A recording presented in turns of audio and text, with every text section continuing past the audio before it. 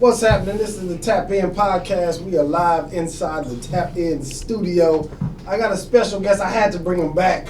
My boy Austen. What's happening, man? I'm getting greater and better. That's what's up, man. That's what's up. How you been holding up on doing this little quarantine situation? Oh man, being a child of the 70s, you do what your grandmother do. You pump your immune system up. Like I've been telling everybody, I'll take black seed oil every day, vitamin C. Push come to sub, man. You better get your bottle of castor oil, that cod liver oil that we used to take when we was kids, man. We didn't miss no school back then. Yeah. So the thing is to enhance your immune system. Okay. And, just be precautious about what you're around, and things, if a person looks sick, try to avoid them. But main thing, man, just... Get you some of this Purell. Yeah, Purell. Yeah, most definitely. Keep you plenty of that. Good old Lysol. Where you get the castor oil from? I think you still can get it at Walgreens. Okay. You remember that old Waxkin products that your grandma used to have back in the Gap? I don't know you. A brown. Yeah. That nasty stuff. Come here, boy. Yeah. That castor is a good one. Yeah, that castor is another good one if you can find it. You might can get it at Walgreens. You might have to order it online, but I know Watkins do carry it. I think they online. Oh, okay. But main thing, like I said, the black seed oil is, or you can take the oil. I'll take the pill. You know what I'm saying? So I'm scared of pills, man. No, it don't bother me now. I'm scared of pills. I mean, not scared of them. I just don't like because I don't know what's in them. You know what I'm saying? That's more of a natural thing, because of federal rules when it comes to that. They got to tell you what's in them. If not, man, go to your health food store, man, and get the real, man. Okay. So anybody that's doing something natural, even that noni juice enhances your immune system also. And so main thing, man, is being regular. You know what I'm saying? Because everything that bothers you starts in your colon. And so keep yourself, drink your water, man. Drink alkaline in your body. Drink your water. I stewed some lemons, poured it up, been drinking it. And so everything that wards off anything that doesn't belong in your body, just try to keep it flushed out. Keep yourself flushed out. Okay, that's what's up, man.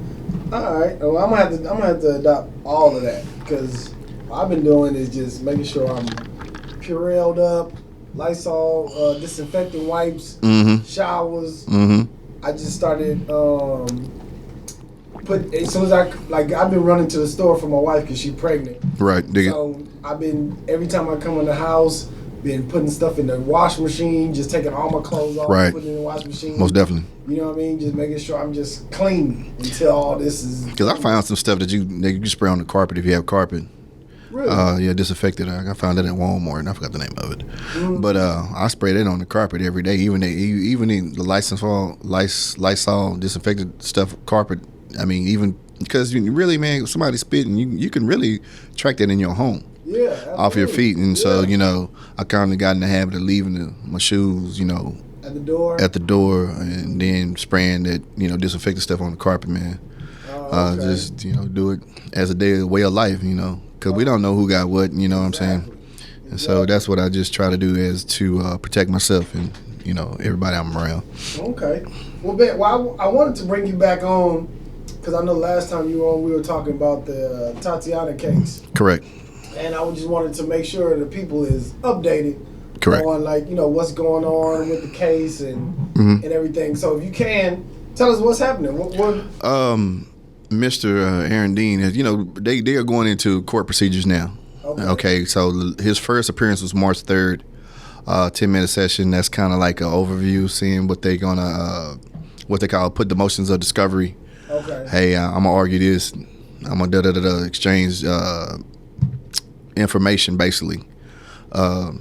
But some of the family members wasn't aware of this first court date, but his second scheduled court date is April 14th. Okay. And I don't know how that's going to last, but I'm trying to come in full force, asking the community to come in full force to show up at each and every court date that's possible, because the more they see of us, that means they put more pressure on the DA. The court Judge Hangerman is the judge that's presiding. He's in D297. The DA that's handling the case, I believe his name is Charles Smith, last name Smith. Okay. He's the deputy chief district attorney for Tarrant County up under Sharon Wilson. But I did reach out to one of my comrades, brother Pastor Billy Daniels, over there at I forgot the name of his church, but anyway, he did make some phone calls and was able to speak to Miss Wilson and make sure, letting her know, hey man, why you not being more informative to the community about this case? But what strikes me, Brother Dante, is that the Roma case, they use certain DAs. In this case, they switched up on us. And from what the people, my team that went in, it was able to observe, his attorney, Mr. Dean's attorney, Aaron Dean's attorney, is Mr. Jim Lane. Very, very powerful. Jim Lane don't lose too much, and they chit chatting it up like they golfing buddies. Yeah. But here's the thing: how does a second-year cop make a $200,000 bond? That white boy ain't making that type of money, man. Yeah. Somebody funded him somewhere. Where that money coming from? And Jim Lane ain't cheap. Yeah.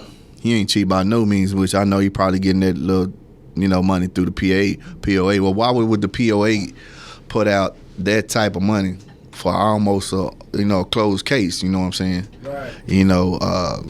We also discovered that particular day that the second officer that was with Mr. Dean, supposedly her camera was broke. That's the narrative that they tell. That's why we don't see any footage from this. Yes, sir. Officers there. Yeah, just all of a sudden, your camera broke. Right. Which we ain't buying that crap.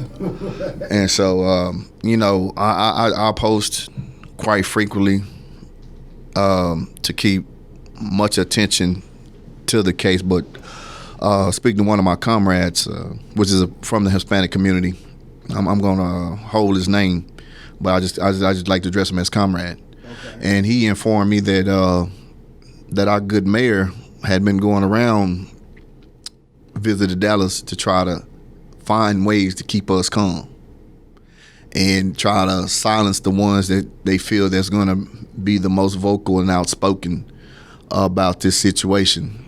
Really? Yeah. Just passed recently, they had the jet relays. I don't know if you were aware of that. No. But it was a big, kind of like the Texas Relays event that they have in Fort Worth. Different HBCUs come in, and I think they may had some high school come in, but it's supposed to be a community event. The brother who was hosting it, kind of to me, he duped us. At the time, the world record holders, national record holders from OD Wide, 4x100. Yeah. And so I just happened to come up to watch Kyle because some things that he supposed to been doing for me as getting my brother presented as a legend individual for track and field, because my brother Darrell Austen ran the table for about 2 years in 1981, from 1980 to 81, okay, which he wound up winning the state 100 and 200. Okay. Which, Coach Lee Williams was his coach at the time. Actually, Lee Williams' career started off the back of, my brother Darrell Austen. And so, which I was displeased about, him lying, you know what I'm saying? But as I came up through the tunnel, as the young brothers was getting presented with their medals, I seen the coach, and then, here it is, Mayor Bessie Price and Chief Krause. I said, brother, really? Knowing the discourse that we had with these individuals, and after that, he goes into a photo op and hugs this woman like that's his grandmama that he ain't seen for 30 years. And I say, man, come on, man. Bro, when we ever get it, right? We still embracing them like it's okay, like the sister. This situation dealing with Sister Atatiana Jefferson ain't never happened, man. And so what they doing, they going around and showing up at certain events, trying to keep us like I guess they so-called act of forgiveness. Let's look at that, bro. Right. And what you displayed to me, that brother that was the coordinator of this event, that you didn't forgave this white woman. And this is the mayor of Fort Worth. Yeah, that he had presenting the medals to the young brothers. Yeah. And my whole thing is, we got a pioneer of Maryland Hicks, Judge Hicks. You know, even in the parade that MLK parade, that woman walked three quarters, a little bit more than 3/4 of the way, man. And man, you know, she said, you know, I'm a fighter. I'm a freedom fighter. I'm fighting for justice. I'm fighting for freedom. Yeah. And that's the type of individual we should have had presenting our young brothers with those awards. Right. But like I told you again, man, we got these gatekeepers in our community, man. These infiltrators, man. That's why I tell everybody, man, you know, if you got a W.D. Du Bois book, man, throw that book in the trash, man. This dude helped take down Marcus Garvey, man. Yeah. And these same type of people, as I explained to you again, Brother Dante, these Boule cats, these gatekeepers, man, they playing the same game with you and I. They'll sit up here and sit up there and say, Dante, brother, I love you, man. You know, boo, you know, right on. Right. And then no sooner you walk outside that door, they walk outside this door, Brother Dante, they done told everything that you didn't did. Right. And what we didn't discuss and how to take you down. Right. And that's the game that, you know, they play. But, you know, get back to more of the topic, man, we just got to stay vigilant, man. Because, man, you understand, that's something that went global, man. Right. And what I discovered a month ago, I meant to call and tell you about this too. You know how you just had those something just that click that, you know, saying that you're working on your computer and you're just like, oh man, I've been trying to figure out something, and then all of a sudden you get it. Yeah. And so what I discovered is that, what did they do? I'm sitting in my room because, you know, I do a lot of meditating and spirituality stuff, you know, from the ancestors. I said, man, you know, I just ask, you know, I call on answers. Give me the answers. And it dawned on me. They killed off the Negro. What you mean? The Negro, the American Negro was Malcolm X. The American Negro was Medgar Evers. The American Negro was, you know, Marcus Marcellus Garvey and all the revolutionary brothers and sisters, you know, Harriet Tubman. The Negro wasn't scared to fight. Right. My dad and them got tired of that BS and said, we ain't taking it anymore. We not sitting on the back of your bus anymore. The hell with you. You know what I'm saying? Yeah. And that brought about, you know, our black empowerment movements. And then after they killed off, you know, the Panthers and all that, then what are we left with? Gangbangers. No, I'm just saying we went into that other shit. We black, you know what I'm saying? And, you know, we went into that forgiveness too easily, you know, and then we elevated to the destruction. Right. When they brought in, you know, the drugs and all this other stuff that, you know, plagued our community. But the American Negro would stand up for injustice. But these black folks, and it dawned on me because a gentleman named Mr. Ferguson out of Houston, he told me the difference. I've been told that narrative before. What you mean? What I'm saying, the Negro, he may have done what business with the white man. You do your business, you go back on side your track, I go back side of mine. You're not my friend. See what I'm saying? Yeah.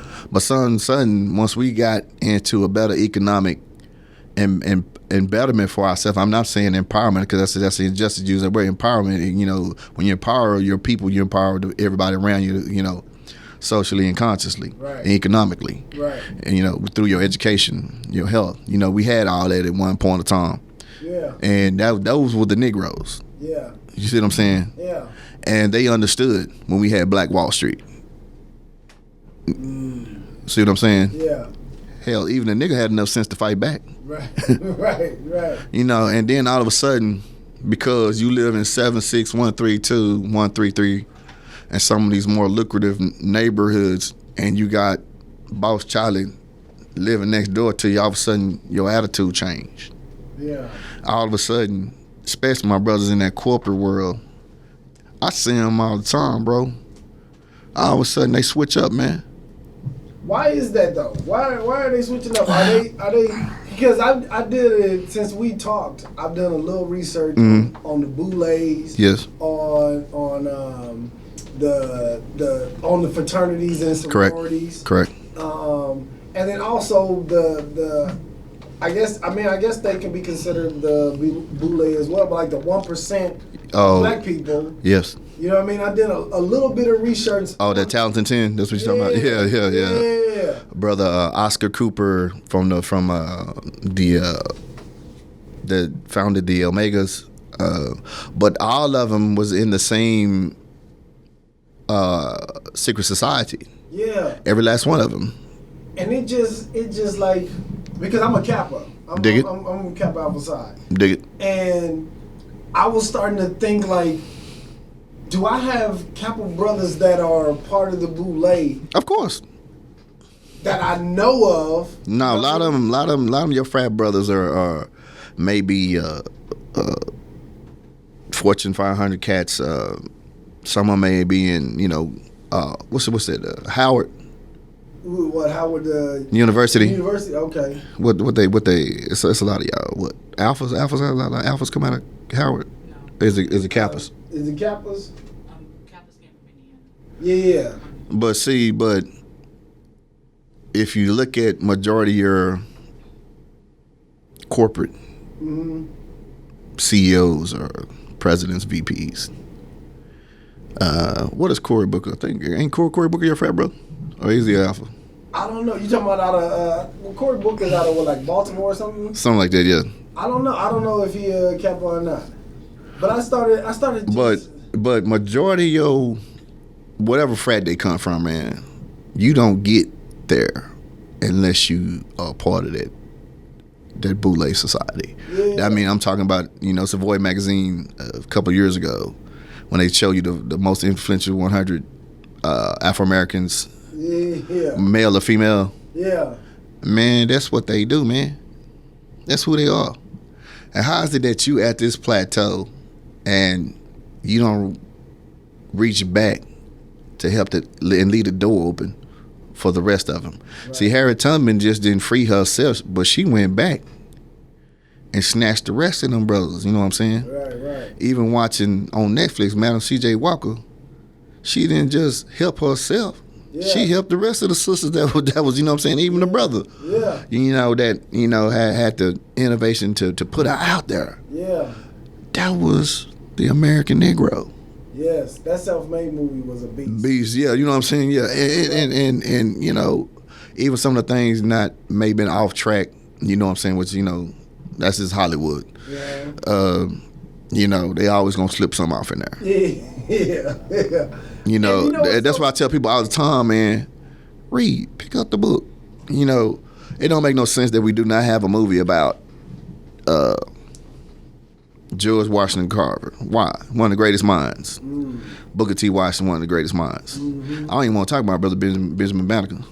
Mathematical genius. Yeah. Architectural genius. Yeah. You know what I'm saying? Why is it that Hollywood won't allow that type of movie to be let out? I don't know. It may be a situation somebody just need to write it. No, Tyler Perry has a whole studio. Somebody need to present it to him though. I mean, somebody write it and send it to Tyler. And like you said, he got his own studio. You know what I mean? But here's the thing: even though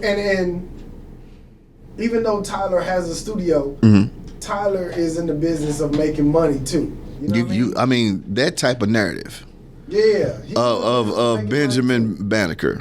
Uh-huh. Black America, white America will go see that movie. Think so? Without a shadow of a doubt.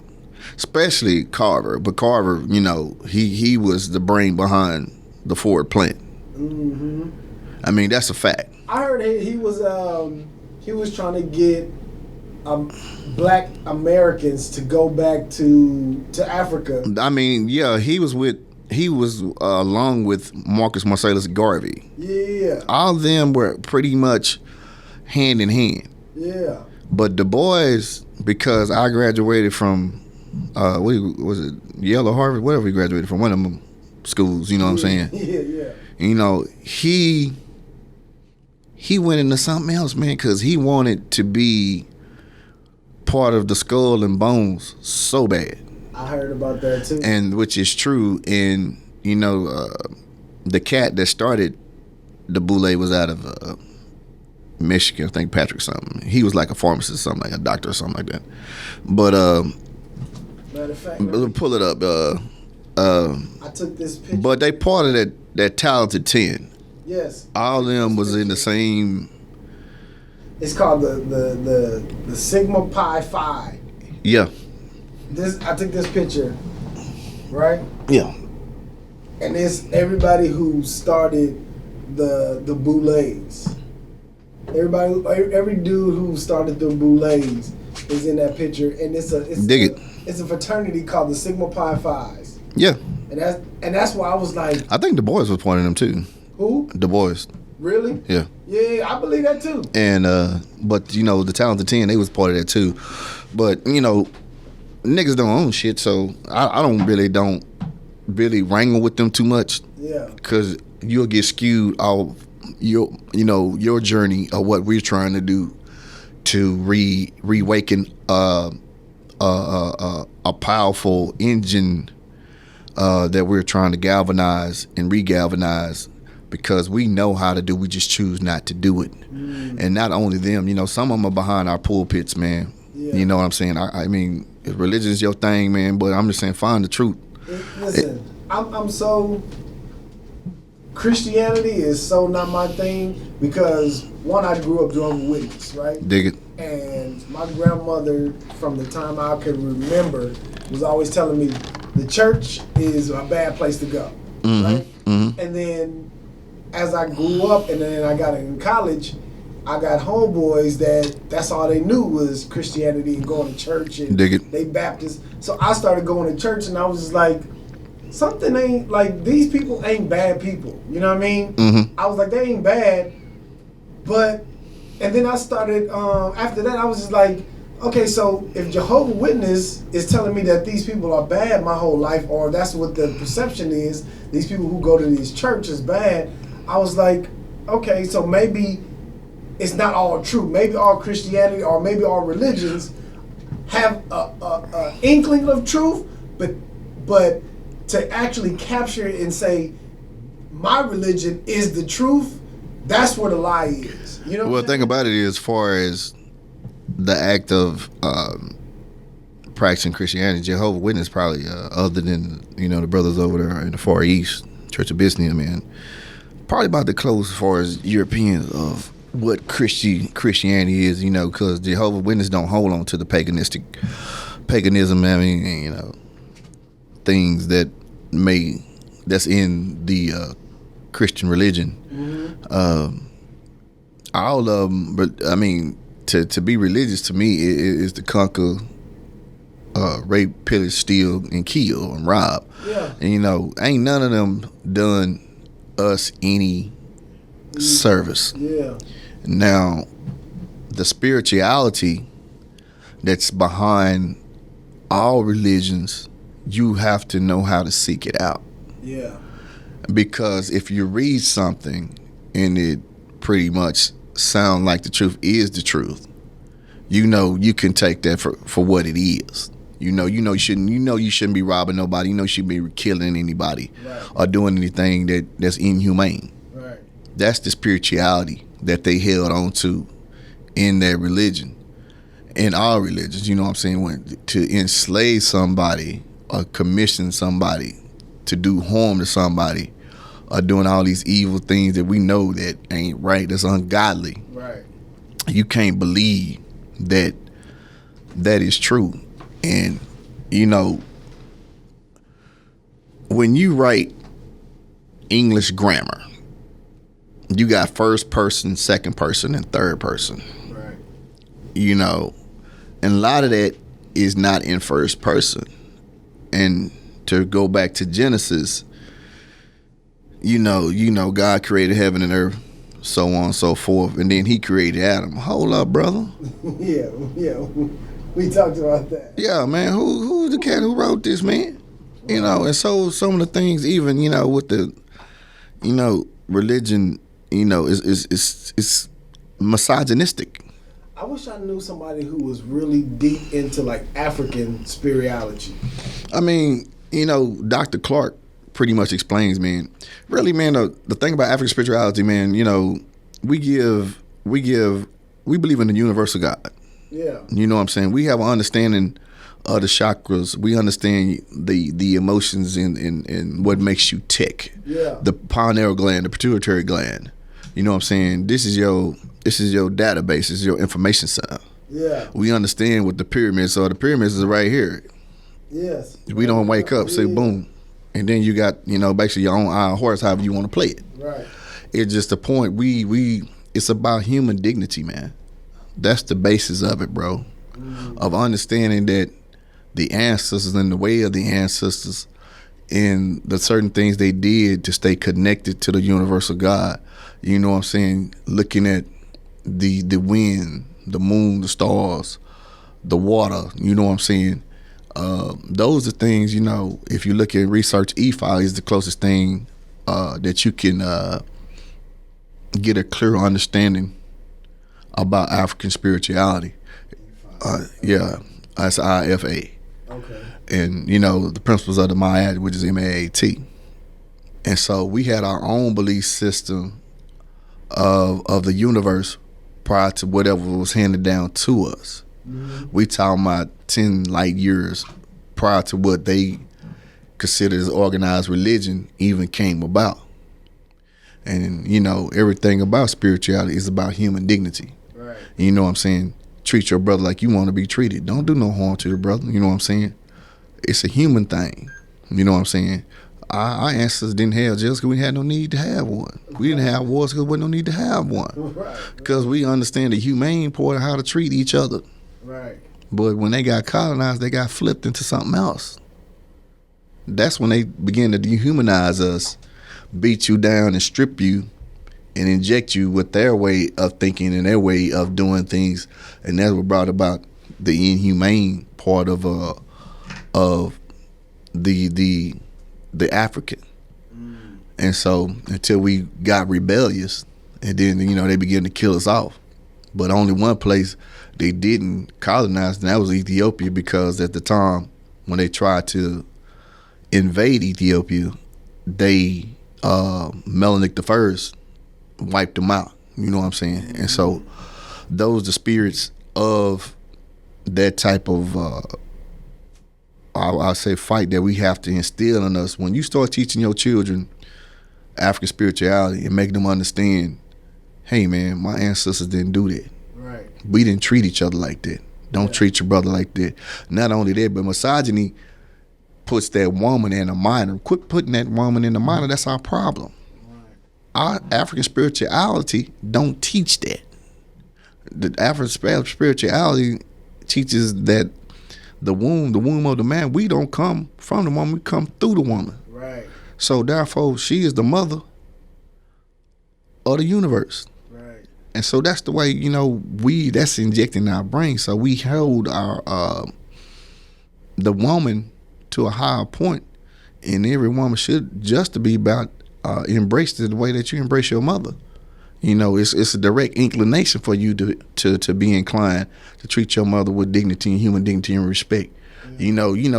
You know how your grandma was around. You said a bad word, and that negative vibration hit you, and you be like, oh man, Yeah. So that's the same thing that we, try to teach. When it comes to positive vibrations, negative vibrations, meditation, and that's why we push for certain therapeutic things in the schools and with our children, and we can fix ourselves mentally if we inject our children with the right practices.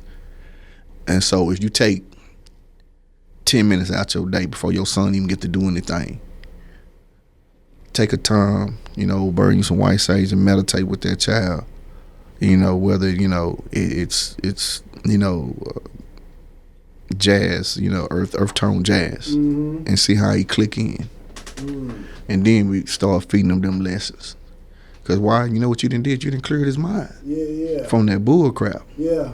And I think right now with all this quarantine is probably the best time to do it. Yeah. And so now, you know, you can sit down and teach him, you know, hey man, this is what our ancestors did. We built the pyramids, you know, we laid the foundation for the whole world. Yeah. You know what I'm saying? We didn't go to Europe seeking knowledge. Europe came to us seeking knowledge, you know what I'm saying? And robbing, pillaging, and stealing for main thing, what? That spiritual realm that they were looking for from the pharaohs to get the direct inclination to be not only a pharaoh, but have that declaration to the universal God. Right. And so that's the things that we have to kind of go back into and begin to use that as a way of life, a day of life on each and everything that we do. And as we become it, that brings back the empowerment of self. You know what I'm saying? And that's so we won't be struggling as hard. Right. And quit being so destructive, you know, towards each other, you know.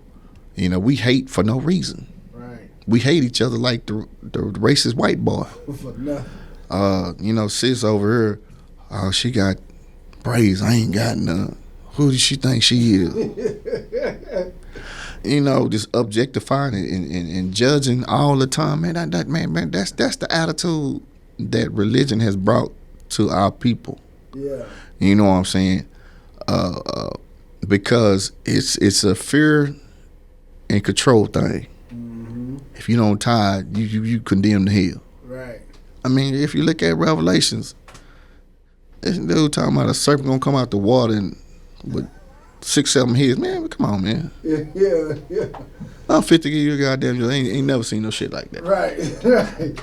So my question is, as far as like the Boule people, right? And I kind of want to get on that because that, to me, that was interesting as hell. You know, yeah, it is. Learn about it Mm-hmm. because I never knew anything about the Boulets. Mm-hmm. And my thing is, why are we not adopting the same practice or the same warfare as the government does, where they do like COINTELPRO? You know what I mean? Why are we not trying to infiltrate it to at least bring some of that information, or at least bring some of that wealth that they share over to that 90%? You know what I mean? We don't own shit. Right, but I mean, if all it's gonna take is one person. I mean, that's true though, man. But and I get it. I said that's why we got to go back and teach. Some of them are too far gone. It may be a sprinkle or a handful, bro. Yeah. That may try, but we can't knock. It is going on because now I'm seeing more of the young brothers wanting to own. Yeah. You know, some brothers do got their own shit, and it's coming. Dante, we got to be patient with this, man. Yeah. We fucked up. Yeah, I get that. It's just like we got you and I got 5 acres of land, right? Mm-hmm. And we're gonna say we're gonna grow whatever. Yeah. So first thing we're gonna do, we're gonna pick up our farmer's almanac to see when we need to till, when we need to plant our seed to get the best product. Right. We got to do the same process with this thing. We ain't gonna get it overnight. But so what stage are we in now? I think we are becoming. We didn't tilt the ground, man. Okay. We're tilling the ground. So now we just need to plant. See, plant the seeds. Thing it is that we the only race of people that tell our kids to go to college, go to work for somebody else. But these young brothers, these millennials, saying hell no. Right. White boy, I don't want to be on your job. No 8-9 hours a day. Which is bullshit. My daddy come on frustrated, want to beat the shit out of me. You know what I'm saying? Because he frustrated because you done pissed him out. Right. And so we are telling our children, get your own shit. What's stopping you? You know what I'm saying? And now we got more access to information now. So now, just like, you know, my kid, you know what I'm saying, you know, she want to be in health administrator. Okay, that's cool. But work to get your own shit.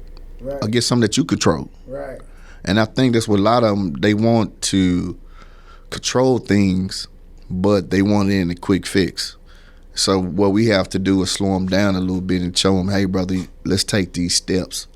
You know, like even if we take out certain insurance policies, cash them out, and then take another $100,000 insurance policy, cash it out. That's 2 generations that we didn't capture. Right.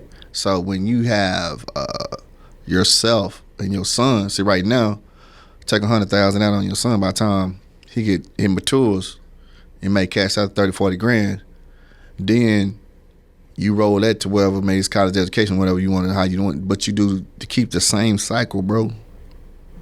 And then you take that money, 40 grand, and move it to something that's that you can make money off of.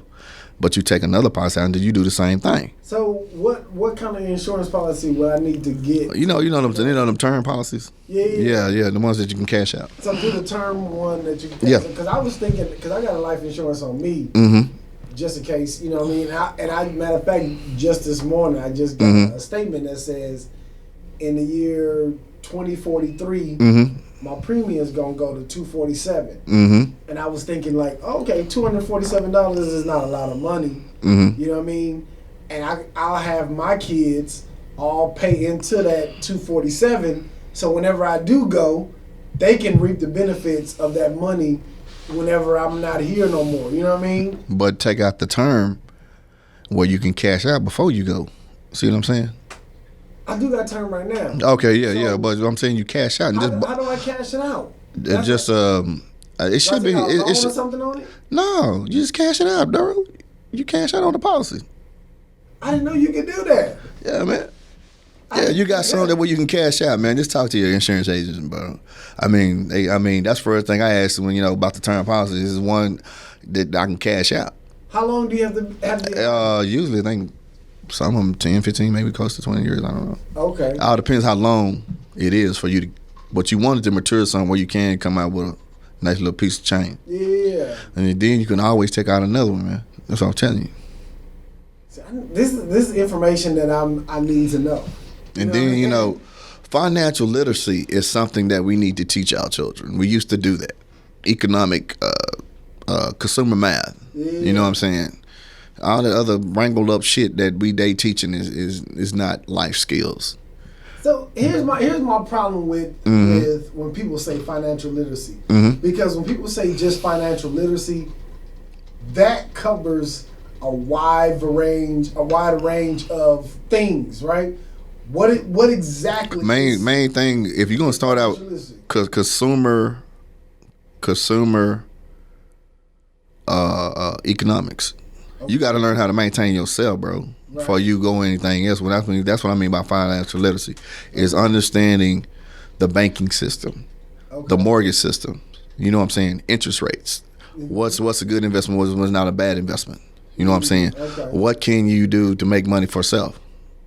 You know what I'm saying? That's what kind of drove me into the air conditioning world, and the things I learned is because I know once I get through, all my money come to me. Right. And I invest back into my business that I'm doing by buying equipment, buying materials. You know what I'm saying? So when it does roll around again, that's a cost that I didn't levy. You know what I'm saying? Right. I ain't got to worry about spending X amount of dollars because I didn't stockpile. And that's one thing my uncle told me. He said, always pay yourself, man. Go buy you. If you ain't got it, right, you still go buy a extra this or extra that, from the least thing, from tape to whatever I need, my materials. Yeah. You know what I'm saying? So therefore, when you go to the next job, you ain't got to worry about this, but you didn't cut your material costs. So your profit margin goes up because I ain't got to spend as much going into the next job. And so that's one thing he did teach me about, the AC game, you know what I'm saying? And that's one thing is skilled trades that we got to go back into for these young brothers, because you still can work for somebody at a certain point of time, and you can branch off on your own. Right. And so and write your own meal ticket how you want to do it. Right. And the thing of it is, man, never ever stop trying to learn, man. If a brother is good in financial literacy, we ought to form teams, man. That I should be able to pick up the phone and call this brother, set your portfolio. It don't even take that much, which I'll probably do mine's this summer. You can take $1,500, Dante, and let it roll. Some of them cats so good with that money, man. And I'm gonna tell you another thing, man. And another thing is a quick hustle too. Find that old white dude that's in the game. You told me that last man. I'm telling you, man. I'm looking for that white dude, man. Wayne, man, the old man Wayne. They be in the shop. Old Wayne. He's an old guy. Wears a blue jean boots, cowboy hat. I'll just show you Wayne, but Wayne knows his stuff. And just a couple of cats that I know, I met, I think a brother named Mr. Johnson, and I got another a guy named Anthony that I know. Okay. But this summer, that's one of my main things is to let them set my thing up and let it roll. Wayne is, he'll tell you, invest your money in medical equipment.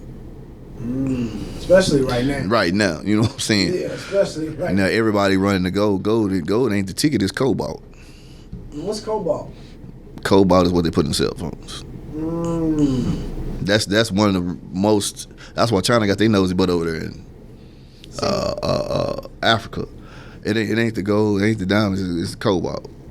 See, this is information I need to know because I got some money. I got a little bit of money like saved for rainy day shit. You know what I'm saying? Go get you some property, brother. Yes, I mean when you buy land, man, it's just like right now. Dante, if you get 5 acres right now, I got a plan right now that we could least get the city to build a sports complex, right? Off of 5 acres, we can build baseball, maybe a couple of football fields for football and soccer, right? It's like for high school or for like Pee wee. Oh, Pee wee, okay. So how do you get the money out of that? Because the team's got to pay us. See what I'm saying? For the lease of that time, and they play from sun up to sundown. Dante, you know how much money we'll rake in? You know how much money you'll rake in? I don't. Off of Saturday and Sunday, and then we playing soccer. They playing baseball, softball. What is 5 acres worth right now? I don't know. That depends where you are. Usually, they'll say 1,000 or so an acre. All depends what type of mineral rights you got on there.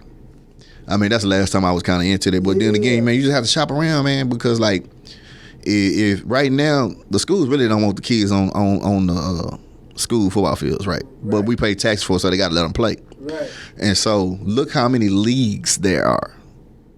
See what I'm saying? Yeah. And so what we could do, you bid it out, man, and you got from flag, bantam, junior, senior.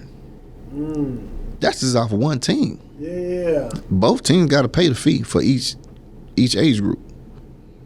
Man. And then we get a cut off the gate and the concessions. Yeah. If we charge for parking, we get part of that too. But what you want to do, just let them make some money also, Dante, to stay afloat. You want the organizations to make money. Right. But you're going to pay us our stipend. Right. You know what I'm saying? So that's just one of the things. And I was looking at, guys, if we would have had a plan about a skating ring, the way I want to do it. Listen, I'm in definitely want to buy some property right now. Yeah. I need to get some income property. You know, not somewhere I want to live because I don't want to buy something that becomes a liability. Well, what I'm just saying is I'm definitely want to buy in the contract with those football fields. See, I learned this because I coached for a while, and what it is that for us the maintenance after each game, each team is responsible for cleanup. Okay. And we do have right to penalize those teams if we have to come out there and keep that field in what you call. Right. Which it ain't gonna be hard to do. Some of them even go out there and chalk the field. We can work something out. That we ain't even got to be out there, bro. Yeah. And hire somebody just to mow the lawn. Come on, bro. That really ain't. That really ain't no biggie. You know what I'm saying? No brainer. Man. And so it could be worked out if you come with the city. See, the city will bite on that, bro. Yeah, They'll bite on that. Because that even the school district will bite on that because there's too many people who don't want them kids playing on their field. And so you have that type of, and then you're serving a service to the community. What you would do if you do something like that, Dante, always get back to the community. Have different events, at the field, come out, play day, you know what I'm saying? Right. Boom, boom, boom, you know what I'm saying? And that way they can see, you keep that general, keep the machine going. Right. Because they say, "Oh, Brother Dante, we handing out scholarships. We helping these kids get from point A to point B." You know, so it all depends on the attitude. You know, because sometimes when people see money, they get greedy, and the attitude change and get slick. You know what I'm saying? Yeah. So if you keep that same focal point of trying to do what you know is right, you understand me, and keep that same motive, and keep certain people away from you out your business. You know what I'm saying? If you're gonna do that, you form a team, man. It shouldn't be no more than 7. 7 teams? No, 7 people that's on your board. Okay. So, You know what I'm saying? 7 people, that's it. Yeah. That's it. Once a week, you should meet with your board. Gotcha. That way we can see what's going on. And then if you choose to break out, man, set aside a time where, every vacational time or whatever, all that around the same time. So when you come back, everybody on the same page. Yeah. You know what I'm saying? But it should be, when especially come to money, you know what I'm saying? You want to see what's going on Right. at all times. Right. Because, you easy get caught up. A lot of things you're going to be able to write off, some, however you want to do it. But that's one thing, man. Anything you provide a service in, man, you should land on your feet pretty well. Hey, man, I'm in. Listen, my ears are open. Mm-hmm. You know what I'm saying? My ears are open. I'm listening because I definitely ain't trying to be working for the rest of my life. You know what I'm saying? At least working for nobody else. So, and me and my wife talk about it all the time. Like, hey, we need to buy some duplexes, some complexes, some. I mean, but tell you the truth, man. She telling you the truth, bro. Yeah. She telling the truth. I mean, because it's really like a no-brainer. But only that, what I tell you, if you're going to do that, man, be strict about your maintenance, maintaining your property. And every quarter, go off in there and have inspections. Okay. And that way you will know what's going on with their property. Just like me, I can fix anything when it comes to housing. Okay. And then I do got people that I'm affiliated and associated with. If I can't do it, I can get on the phone and say, hey, man, I got this job for you. Boom, boom, boom. Okay. And they all brothers, you know what I'm saying? Yeah. And so that's where you got to do it is, again, you got to form you a team, bro. You, your wife, and, you got it, can go off in her and look and see what the contract is doing, you know what I'm saying? If you, choose to go ground up, which I tell everybody, go ground up because you're going to wind up spending too much money trying to bring them things up to code. Right. You'll spend a ton of money, man. Trying to get it in code. Yep, man. You better off going ground up. You spend less money and getting people in the full blink of an eye. Man. And so that's one thing, you wouldn't go wrong with, Okay. So I want to talk about this. I know you told me that you did a food drive. Yes, sir. Recently. Are you going to be doing it again or? They called a couple of my comrades, me and Brady Harper, from Black Empowerment, which is one of our comrades I work very strongly with. They needed some volunteers to come out and hand out food to the community over there on the southeast side. We was at Logan Elementary. Okay. And we just, passed out, food supplies to the community. Okay. And so that's things that, I try to do, to keep things going in the community, show up at certain events to let them know that we are. It's the people out here who care, because our people do need an outlet and nowhere to go. And when I pass out these cards, to let them know what we do, and that there is a number that you can call at the bottom in case you have any conflicts. And one of the things that we promote, before you call the police, call us. You know what I'm saying? Yeah. Let me get a number to the people. 833-425-5249. That's 833-425-5249. That's for the Brotherhood movement. So give them the website too, brother. The website. Let me see. Which one? They're admin@brotherhoodmovement.org. Admin@brotherhoodmovement.org. Okay? So if you have any troubles in your neighborhood, anything going on in the DFW area, contact the brothers of the Brotherhood Movement first before you call the police. Yes, sir. Yes, sir. And what we try to do, we come in and try to, do conflict resolution. Okay. and trying to get to, you know, both sides of the party, you know what I'm saying? Because a lot of times, you know, we don't, you know, some police officers ain't really educated enough to deal with the attitudes of the African American people. And, you know, we elevate emotionally very high at times. Yeah. And instead of officers just let people vent, let it get out, you know what I'm saying, separating both parties, getting both sides of the story, and try to, you know, we try to get them to resolve the issue. Okay, Yeah. brother, if you need to leave, man, just go ahead and leave for the night, man. Cool out, bro. Because, you know, if these folks come out here, you know, de-escalate the situation. Yeah. You know, I've done it, you know, a couple of times myself, you know, police officer had little brother hemmed up and little sister had him out. And where we also promoted stop and watch. What's stop and watch? Stop and watch. If you see one of your brothers hemmed up by the police, you know what I'm saying? Oh, video recorded. Video recorded, stop and watch, man. And but this particular time, they had the brother out, man. They running out through the man car, this, that, that. You know, I know they just trying to find something. Yeah. I said, sir, at the time I had my Brotherhood Movement hoodie on. I pointed to my logo, and I was like, look, man, I'm with the Brotherhood Movement. What violation did the young brother do? He looked at me and said, did he have a traffic violation? Okay, if he had a traffic violation, write him a ticket and let the court decide. I said, you have no right to take away due process. Right. And so, did you have a warrant to even do what you're doing? What jurisdiction do you have? And so he tried to flip me. I said, I tell you what, your superior officer at the time was Chief Fitzgerald. I said, I do have his phone, and I have no problem calling Miss Bivens, you know, City Council business, and, you know. And so, do you want me to film? I ain't got to. I'm going to film you for you at racetrack. The camera on you right now. I said, is your camera on? And so, you know, that coming in to de-escalation, and after I came out the store, they let the little brother go.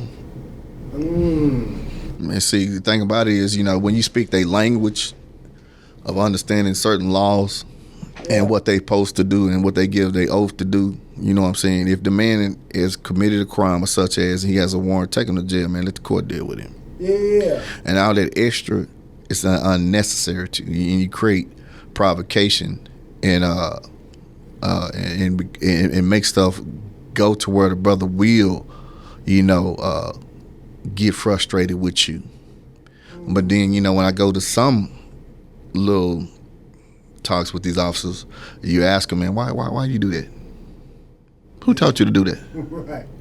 So what's wrong with you if the dude got a ticket, you know what I'm saying, or whatever, warrants or whatever? Just take the man to jail, man, and go on with your day. Yeah. But if it's some little old anti-panty stuff, man, you know, a verbal woman is, you have a right to do that also. Every little thing that you may encounter don't merit incarceration. Right. But when you have certain attitudes of some of these officers that ain't residents of Fort Worth, don't understand the culture, and had that racist hatred in their heart in certain organizations they belong to, you know, they promote that, you know what I'm saying? And then, you know, when you ask the chief, you say, why you got so many white boys over on the southeast side, sir? You know, they just look at you with a blank stare. Yeah. You know, so what you trying to tell me, all you young white boys go bald-headed at the same time? Yeah. So, you know, come on, man, we not finna play the games, man. Yeah. I said, how many times have you raised your officer's arms and looked at their tattoos on them, man? They don't hide who they are. See what I'm saying? Swastikas. Oh, then, well, they got different little symbols now, bro. You know, it might be 3 dots, Yeah. 3 triangles. You know what I'm saying? Whatever they got, anytime you see a tattoo, white, one of them cats got 3 triangles in sets of 3, that's some type of white empowerment. Yeah. You know, German cross with a flame. Yeah, I do like the idea of we need to police ourselves. Yeah, You know what I'm I mean, saying? basically, that's what it is. We start policing ourselves. I do like. I think we need to start getting more in the mode of when something going on at our house, we need to call somebody else besides the police because even in the heat of the moment, my wife may be mad at me. You know what I mean? And these white boys already got a Right. ulterior motive, you know what I'm saying? Exactly. And she may just be emotional at the time where she like, yeah, I want to get him the fuck out of here, but that's because she upset at whatever the issue is, you know what I'm saying? And then if it's somebody who understands that, yo, this is what's going on, we can de-escalate it and get everybody back good once everybody calm down. Right. Without nobody having to go to jail and have a record and all that. I do like that idea. I think we just need to get back. We need to get more black people in the mode to actually having an ulterior person to call than just the police. You know what I'm saying? Give somebody else the call. So that's why I'm loving this. But see, not only that, you know, we still suffer from post-slavery syndrome, man. Yeah. Dr. Francis, I mean, while you at home, pull up Dr. Francis Cress Wesley. Okay. And look at some of the things that Dr. Clark, Dr. Ben Yakin, and Vern Sino, and some of our pioneer Afro-American, even Dr. Naeem Akbar, you know what I'm saying? You know, even Brother Umar Johnson talk about things such as, and take time and look at why we so quick to file at each other. Why do I talk to my sister or my brother like this, but when it comes to that white boy, I'm humble as a puppet? Yeah. That ain't even a thought in your brain. Yeah. But I'm going to fire off and be almost to the top of my blood pressure at this brother, and you know that other cat hates your guts. Right. But then when you see him, oh, hi, Stephen, how are you? How are you today? Everything all right? Anything I can get for you? Fuck. See that shit right there, man. Yeah. And some of them cats, man, I just sit there and look at them, man. Yeah. And then they'll look at me and you and I like we the enemy. So those are things that, you know, male or female, we do it all. You know, and that's when, you know, someone that, you know, bourgeoisie comes in, you know, especially when we get in white America world. Yeah. But then again, I say, let me ask you something, sister or brother. When the last time you went to your family reunion? Yeah, that's a good question. Sister, when the last time you went to your family reunion? It's been a while for me too. But It's coming from our culture and upbringing, we got cousins we play with in the project or lower income areas, middle class to upper class. And we all, if you black, we always had a cousin that stayed somewhere close to the projects. And we played, we loved on each other, played in the dirt, rode bikes. Yeah. And then we'll go to the family reunion and tell them same stories and just love on uncle that's maybe an alcoholic, one cousin might be a crackhead, don't matter. Yeah. Just don't leave your purse around Pookie Ray, you know what I'm saying? Pookie Ray, what you doing, boy? You know what I'm saying? Yeah. Come on over here, man.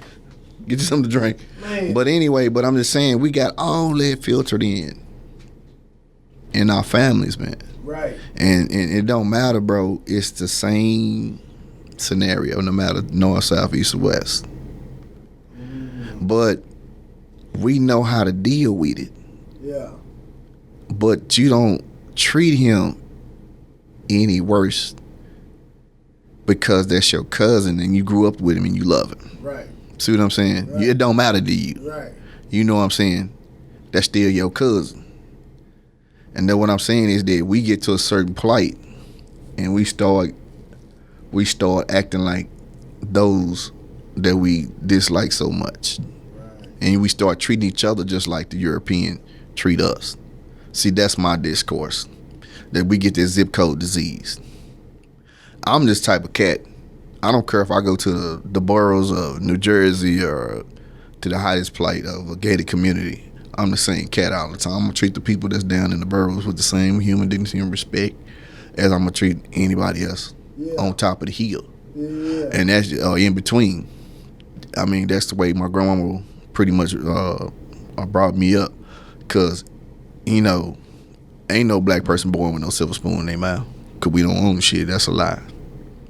And when we get to that point, like I say, if we spend more time going back and re-educating and redeveloping the minds of the brothers and sisters that we can reach. I ain't saying you can reach everybody, but it could be some. And I just believe that just from coaching, man, Pee Wee, man, because I could build an athlete. Right. You could build someone to empower themselves if we get rid of the disparity. If we go back and start, we are right over here. Right. What is it that we can do over here to lift these cats up? And that means that we put more time in our educational system, which pretty much governs everything that we do.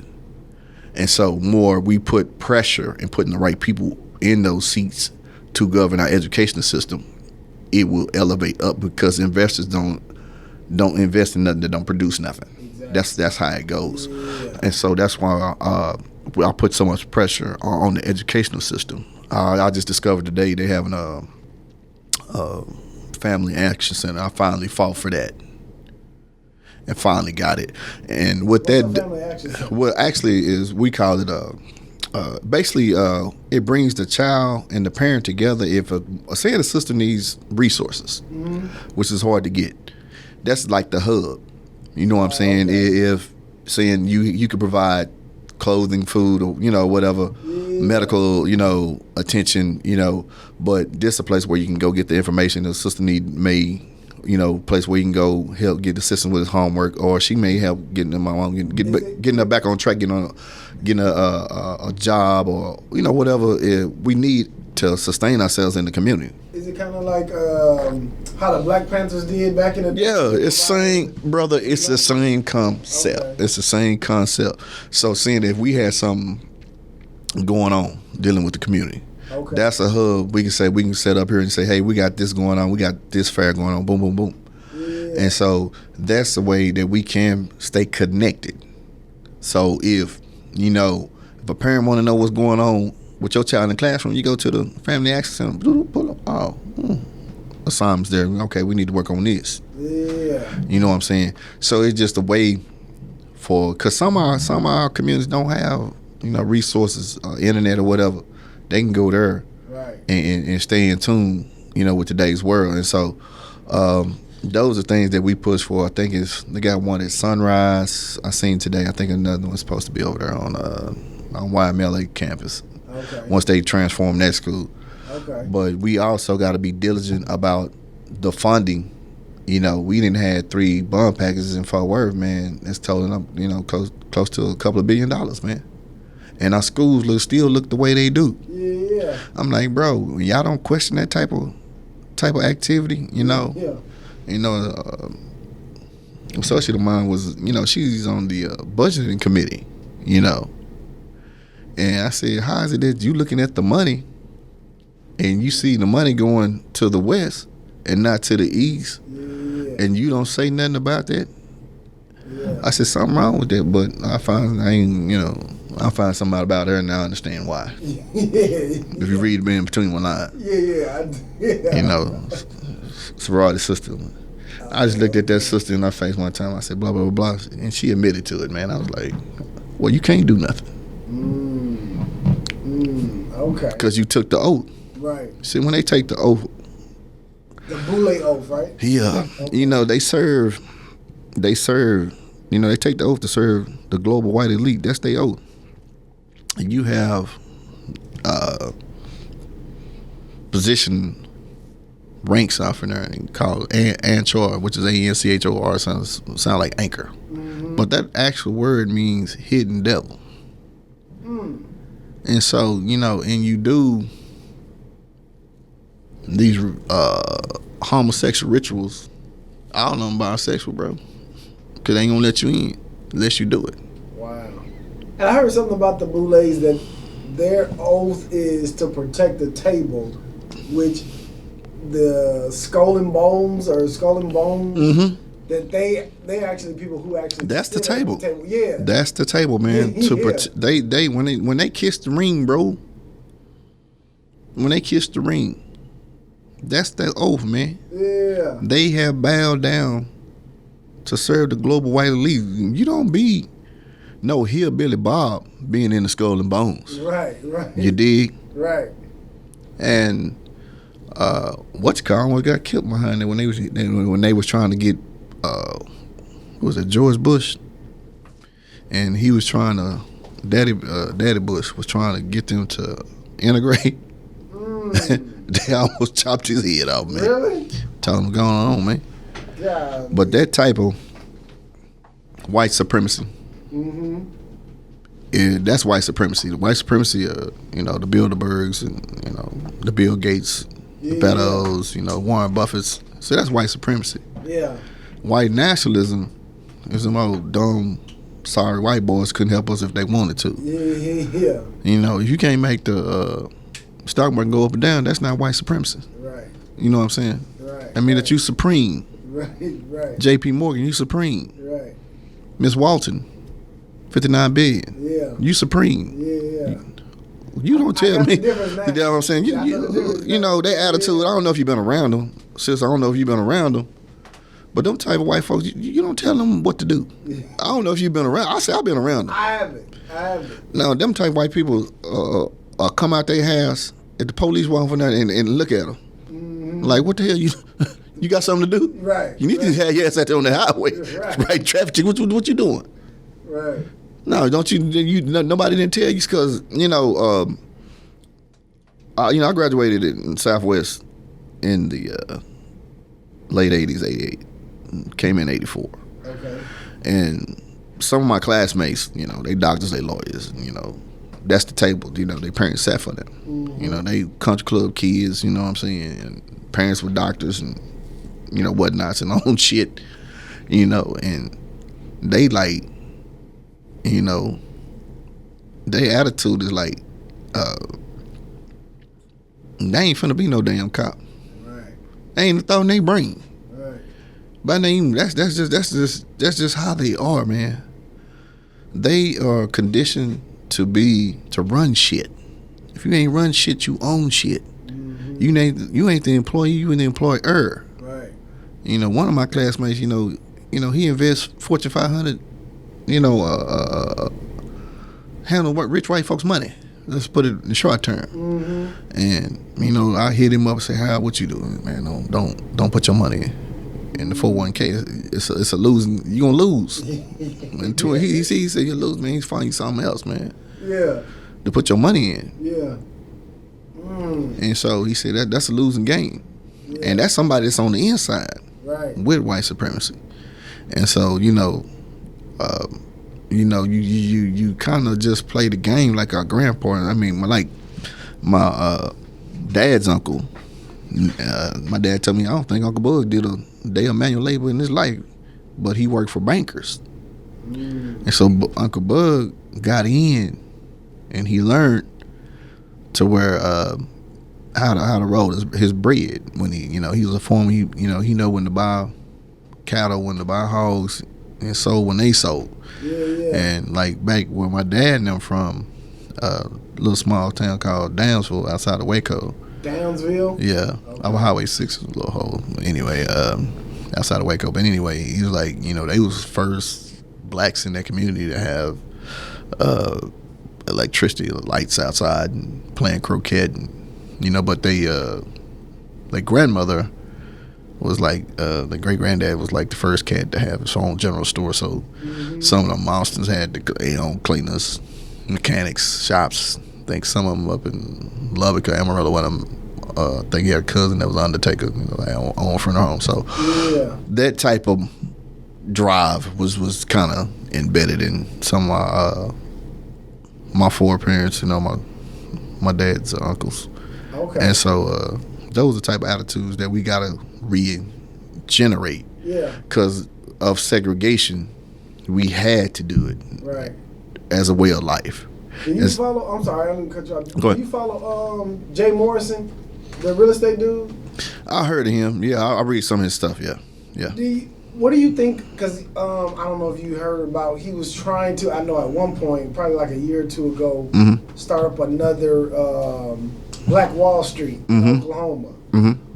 What do you think about that? And if let me ask you that first. What do you think about trying to regenerate or restart up a new Black Wall Street? Something that's needed. Okay. And the thing about it is, we've been so carried down, bro. That fear is something else. They so scared that some entity is gonna blow it up. Yeah, because really, I mean, that's why I said keep whatever you do for him. If I was me, I would keep it small. As far as your board, I would keep it small. And you got to pay attention, man, to the people that you're dealing with, man. Do you think it should still be in Oklahoma? Or it don't, man. Every state should form its own Black Wall Street. Every state, whether it be in Texas, or whether it be within your community, it don't matter. Just how dope would that be? Because okay, saying that you and I, we say we look at Southeast Fort Worth, right? Mm-hmm. And which the banks that wouldn't give us the money. I talked to some cats, man. Had good credit scores. Mm-hmm. Go into the bank and they told them no, because based on what they was trying to do. Do you have to indulge that information though? Huh? Do you have to tell the bank like what you're trying to do, or can you just say? I mean, if you go in and ask for their money, the first thing they're gonna do, they gonna ask you what you need this $2.5 million for. And you got the credit score, to do what you need to do. Mm-hmm. And you have enough, collateral to do what you need to do. And you say, we want to buy. I want to build a grocery store. What you talking about, man? And the banks won't do that? Because I thought the banks was in the business of making money. Do we own that motherfucker? No, we don't. That's white supremacy. It ain't for you to empower yourself, man. I know. Not from that perspective. But I thought at a certain point, when it comes to the elite white people, right? I thought it was not about white, not about black. It's about green. Is that not true, or are they just like, you know what? We just not even gonna fool with y'all no more?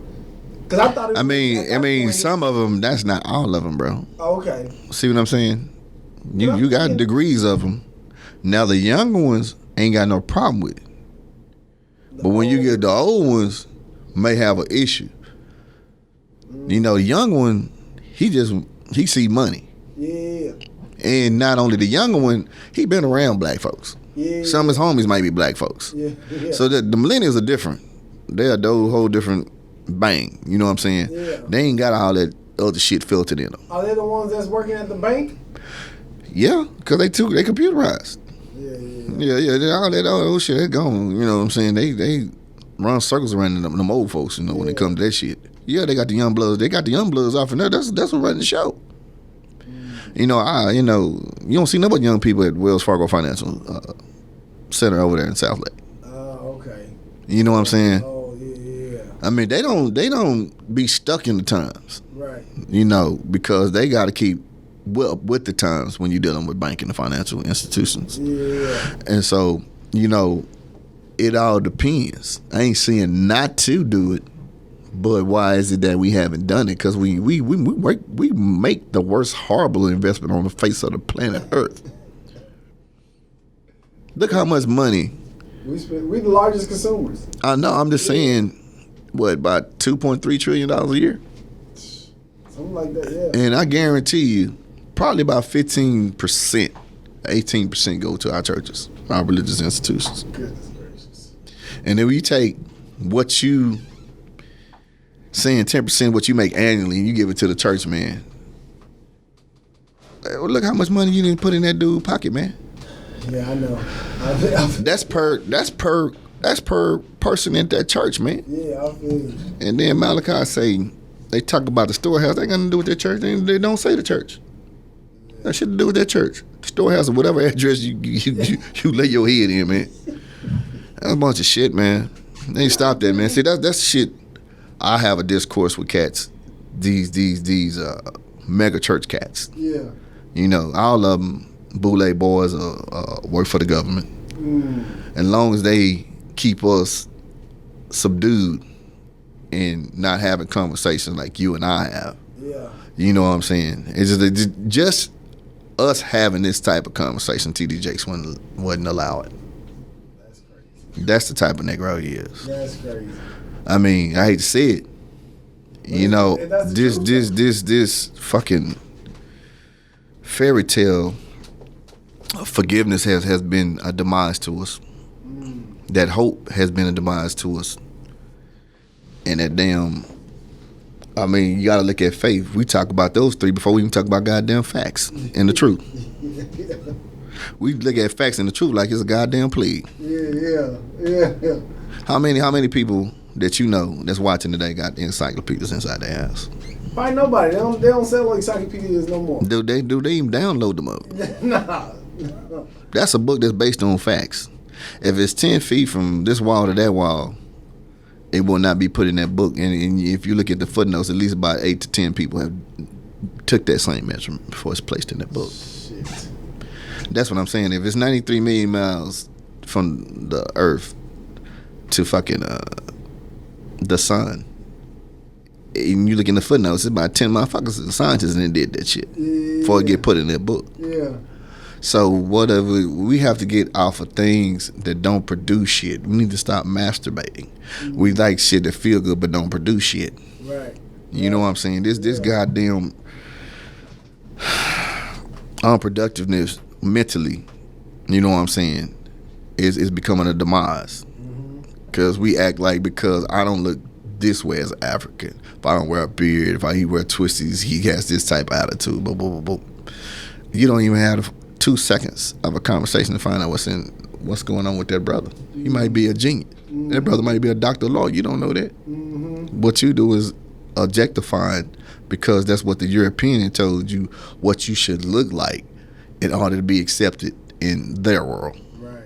Not understanding is that they really ain't looking at your appearance. They're looking inside what's inside your brain, how much you can make that chump some money. Crazy. He really don't care. Yeah. But the millennials are breaking that down because, you know, they saying, what the hell? What does her got to do with doing this, programming this goddamn computer? What the hell? I mean, because the millennials gonna challenge the old heads, and I seen that at the Ranger Stadium. Oh, they be in conflict all the time. Really? Them old heads, man. You know, you don't never see them old heads walking around damn laptop, be them young bloods, HKs, all them cats.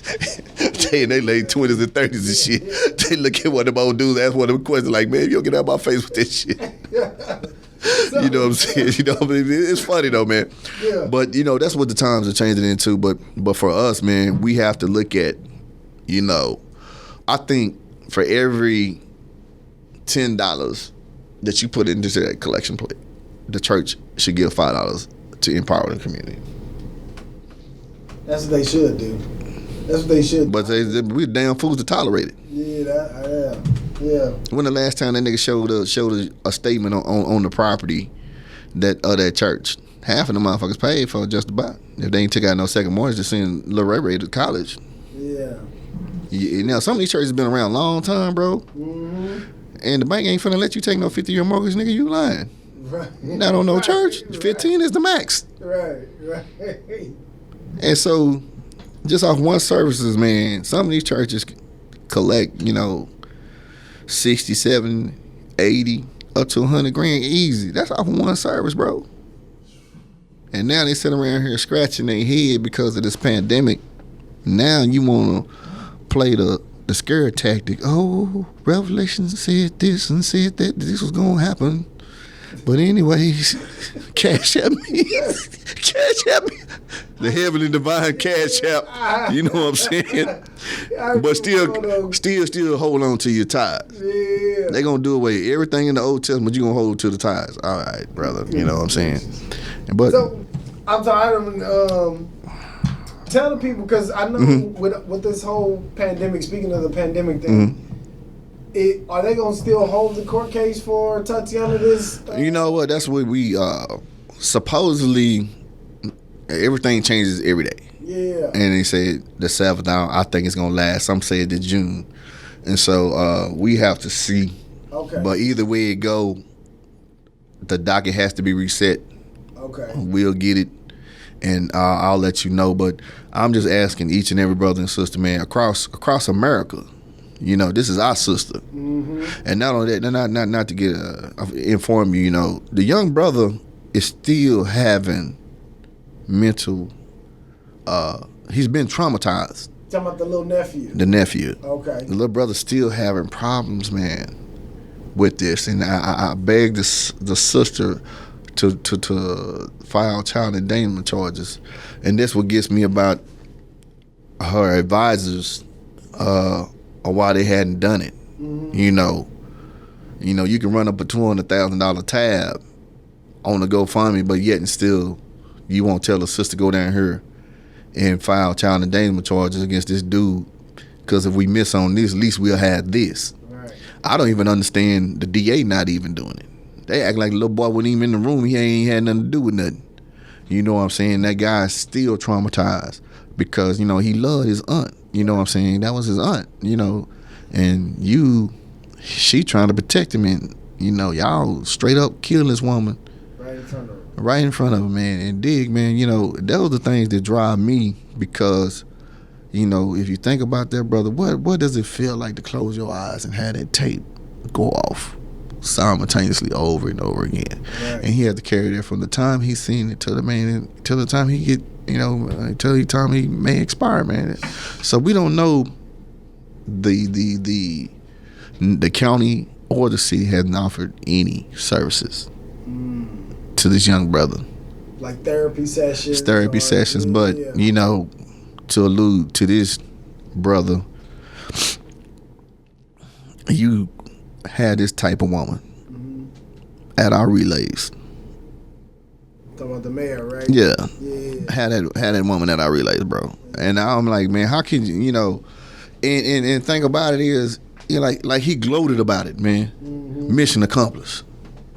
You know, and so, you know, you give me once, I'll be doggone if you give me twice, but, you know, we'll deal with him on a different level. Yeah. He can't come around anymore. Yeah. He's not welcome into the house. Yes. And so, you know, bro, matter of fact, I think he's one of your frat brothers too. Matter of fact, he is one of your frat brothers. Yeah. And that's cold blooded, man. Yeah. That you do that type of disservice to your people, man. Yeah. And you know we not feeling that. And so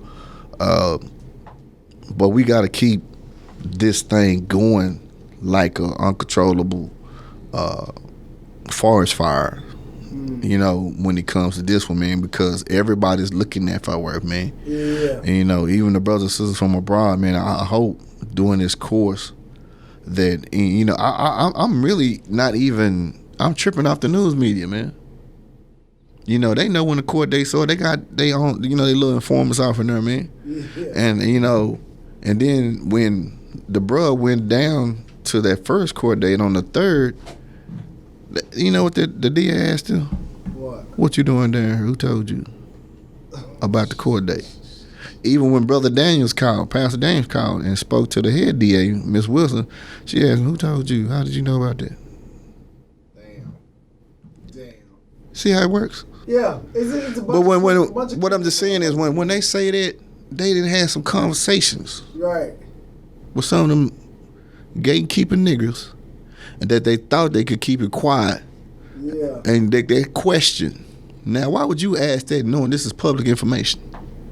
Jeez. But see, somebody then told them, we got it under control. Right. Don't worry about it. She crazy, man. Yeah, that's what they do. She crazy. Leave your information again, man. If anybody want to get a hold of you, they need to get in contact you for any information, man. We can be reached at once again at toll-free 833-425-5249. On Facebook, admit at thebrotherhoodmovement.org. That's right. And I'm L. Hodge Austen on Facebook. If you ever want to hit me directly or inbox me, any problems that you may have within your community, man, you know, hey, if you can't get me, you can reach out to the Brothers in the Black Empowerment, our comrades, Brother Ken 2, Brother Brady Harper, man. I mean, we run hand in hand We are gatekeepers, boots on the ground to protect our community at all costs. That's right, man. Austin, man, I appreciate you for always tapping in with me, man. I appreciate it 100%. Appreciate you, brother. Yes, sir.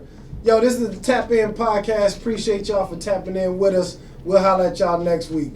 Peace. Peace.